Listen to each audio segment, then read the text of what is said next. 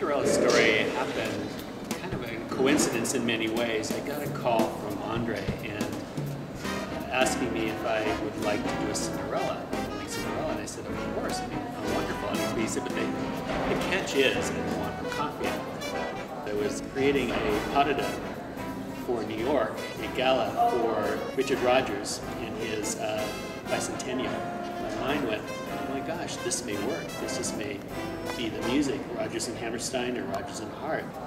Basically, we performed the ballet in New York, and the Richard Rodgers estate, as well as his sister saw the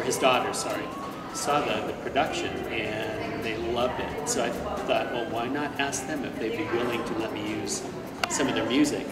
So we went on a search after they said, yes, we okayed this project, and who actually was going to rearrange these scores, Rodgers and Hart scores. Went on a national, international search for this. And coming to Winnipeg, I did a few more interviews, and the one who really stood out for me was Ron Paley. He was a dream. I mean, right away I could tell we could work together. It only took 5 minutes. I went, this is the one.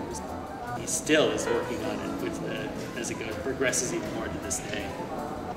The first airing of Rodgers and Hammerstein's Cinderella was in the 50s, and that was a key for us in that it probably was one of the first musicals produced for television, and all the commercials were written for the production. So all the commercials, TV, everything matched, and that was one of the first times that ever happened, and it was a huge, huge deal back at that time. And we thought, well, let's place it in that period.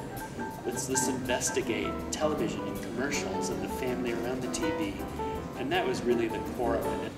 Cinderella should appeal to every age, and really, hopefully, you'll see the stepsisters, you'll see the mean stepmother and the father, and in this case, Nancy is Cinderella, and in this case, Bob is the prince, but they still follow the same footprints of the actual fairy tale. Jazzers, please come in, because the music is blues and jazz, and even the classical. There's point work as well as jazz shoes. I mean, it really should appeal to a broad range of people.